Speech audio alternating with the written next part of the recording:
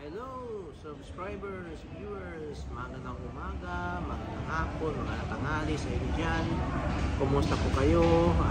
WildTube again. So, I would like to shout out sa mga exponent dyan. So, yung mga exponent dyan na nasa Gedli lang, shout out. So, may good news po tayo ngayon. So, as of today, lumamang po.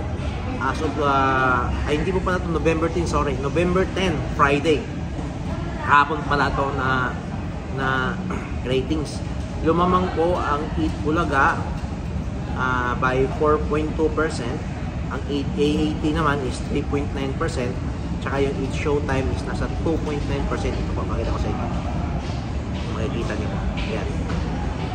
So lumamang po. Nanalo naman ulit yung Eat Bulaga, no?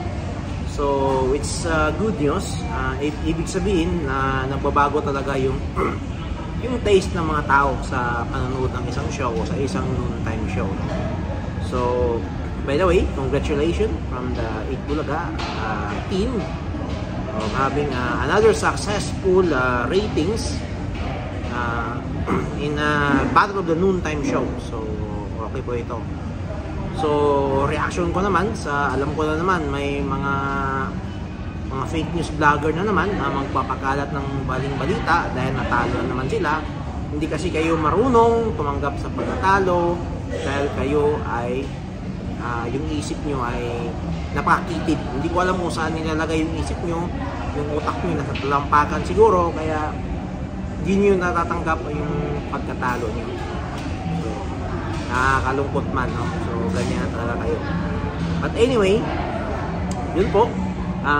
Partida pa lang yun, wala, absent na nun si Yorme sa oras na ito, ng Friday na ito, na Friday kahapon, wala si Yorme eh. So, paano lang kaya kung andyan si Yorme? So, ayun, sumisirit na yung rating na naman ng Eat Bulaga, no? At sasabihin na naman ito ng mga fake news vlogger na brand out daw o mayroong hindi nakapanood dahil nawala ng signal dahil sinabotahe daw. Ilagay niyo po yan sa kokote nyo na hindi sa lahat ng pagkakataon nagkaka-brand out at hindi sa lahat ng pagkakataon nawawala ng signal. Tanggapin na po natin ang katotohanan na ang taste or panlasa ng Pilipino when it regards to the noontime show ay nagbabago. Huwag niyo po ipagmayabang uli yung online dahil hindi po kami gago at bobo at ob-ob para maniwala diyan sa online nyo. Ito na yung katotohanan na yung online na yan ay hindi totoo. Totoo lang. Kasi ayun, no? Mismo yung Newtam at saka yung ratings na yan, no? Di ba naghahabulan lang kayo? Kung totoong basihan ng online, wala. Dapat ang AAT ngayon nasa 8.0 o 6.0 kung ganun kataas ang viewing niyo, di ba?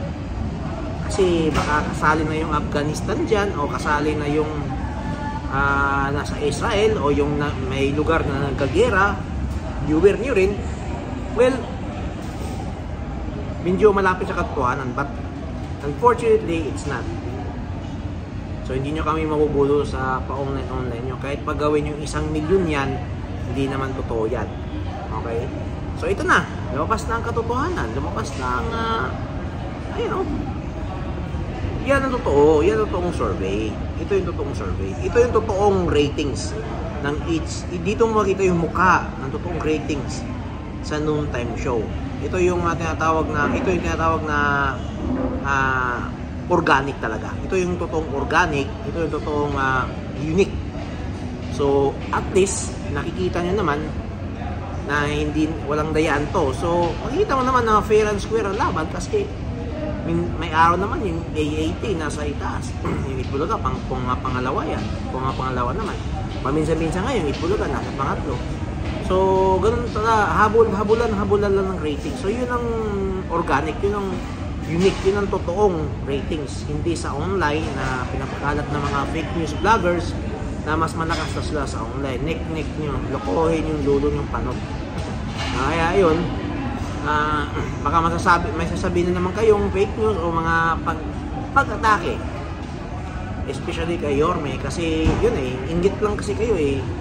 Pag mga taong inggit, walang patutunguhan yan. At hindi ko rin alam itong mga fake news vlogger na to, kung saan kumukuha ng kapanang mukha para magpakalat ng maling balita, no?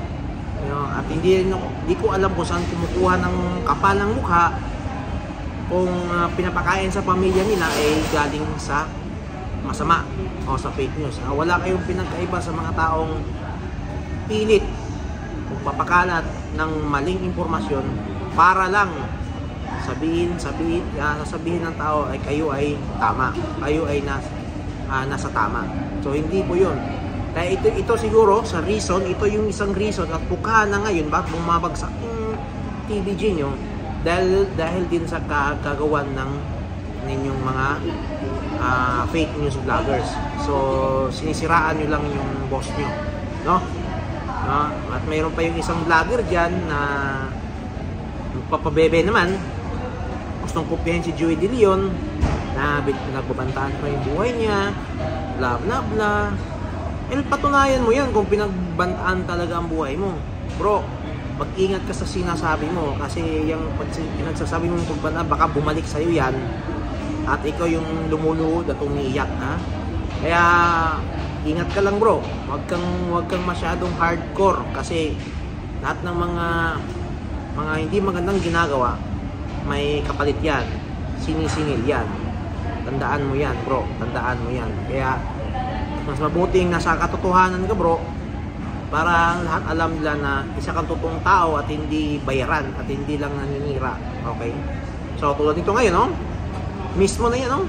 Ang publiko na mismo ang nagsabi kung totoo ba talaga yung online yung hindi. Sabi ko nga nung nakaraang vlogs ko, views and viewers can be both in YouTube. Nabibili po yan, no? Kahit sa Facebook. So hindi totoo po yan.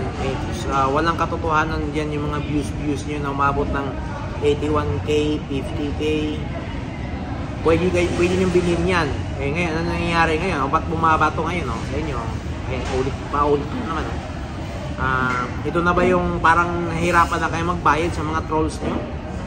Sa mga fake views nyo?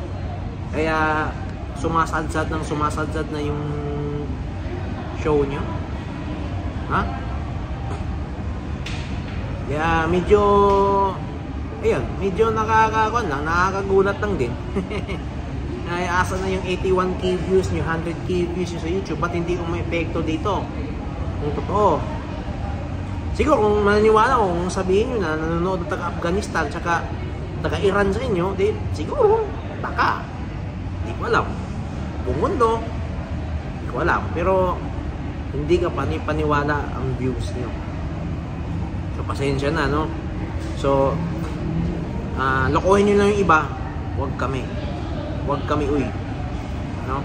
So, pasensya na, no? Again, pasensya na. Pero, yun po, yun lang masasabi ko. So, kayo naman diyang nasa